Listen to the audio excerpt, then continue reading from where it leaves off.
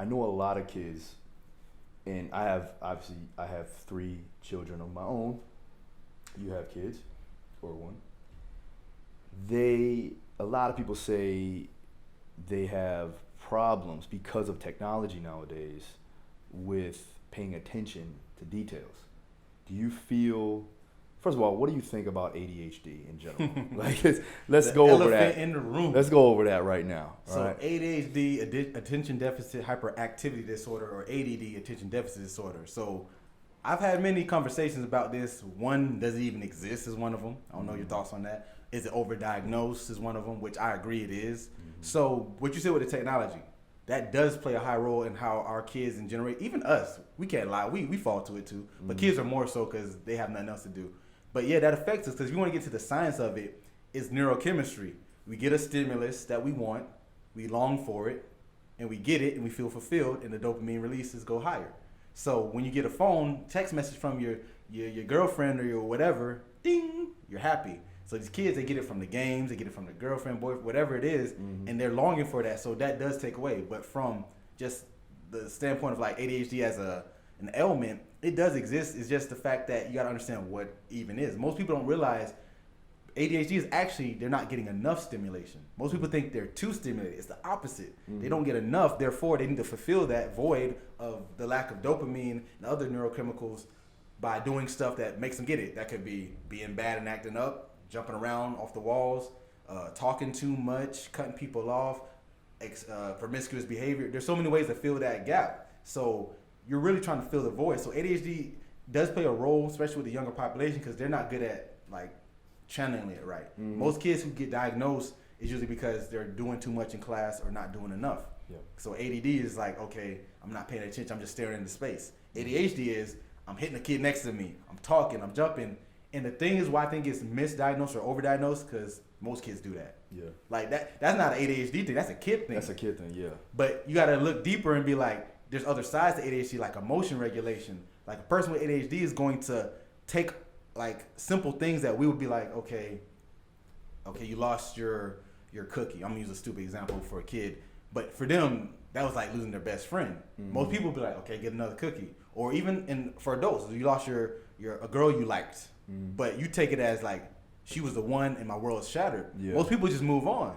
Yeah. And it's like, it's not that simple for them. So that's another side people don't talk about, is the emotional regulation. And what I do, it kind of comes back to that, because you've seen it. If someone gets frustrated to the point that they can't carry on, that's detrimental to their sport, their life, their personal behavior. Like that has to be controlled. So ADHD I say it's mislabeled and misdiagnosed and overdiagnosed in my opinion, but it definitely is a thing that does affect a decent population.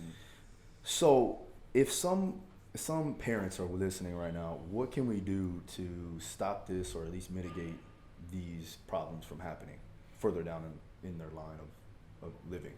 Again, the easiest way is just one, kind of listen to your child. Not saying let them tell you what to do, but if they say something, because the thing with children, unlike us, we've lived lives, they can't tell what's wrong or what's not. Like, they don't know what technically good behavior or bad behavior is. They only know what we've shown them. So they might see it as normal. So you got to get them to the point to understand, like, is this how I should be behaving? Because obviously kids will be kids, but there's a line when a kid's just acting up and they're just beyond saving in some eyes. That's where you got to look at. So that's the first thing, getting the proper like diagnosis in the form of like just behavior, not necessarily pills and medicine, but what type of diagnosis, like what type of test do they do for that? So they do on the tech side, they do something called TOVA, which is testing how much attention they can pay. So it's basically a very simple test. They look at a screen for 20 minutes.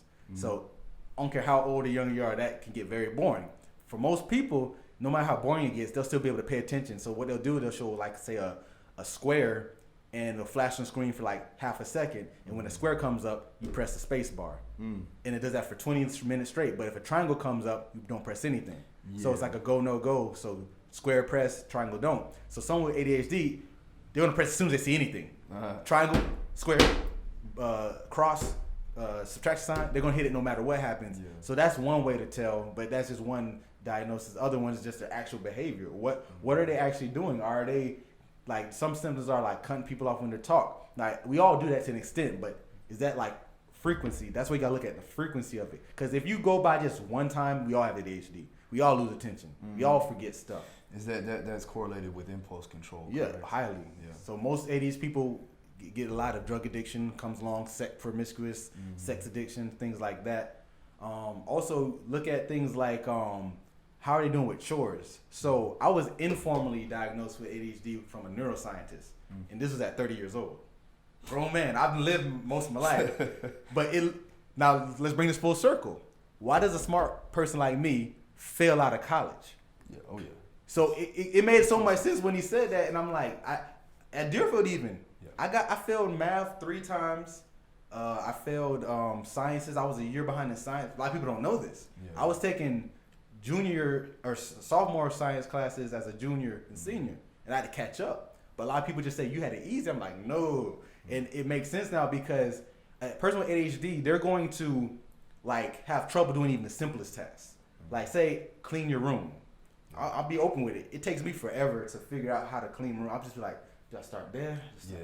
But if you tell me to make a cognitive training program or go work with Dustin or whoever, I can do that in 2 seconds. It's easy for me because I want to do that. And that's another thing. Look at their home behavior. I have 2 brothers, young and older. My parents used to be like, well, maybe Nick is just being defiant because this is what would happen. Wash the dishes. I'll go in there, wash the dish. You know what? Remember I used to do music, right? I got a song idea. Go in and make a song. 2 hours later, boy, why are you washing your dishes? It's not that I was defiant. I just found something better that I wanted to do. So look at that with your kids too. Like, are they defiant or are they just distracted by little things that they find more entertaining? Because that's usually how it looks. You just gotta know what you're looking for. Yeah,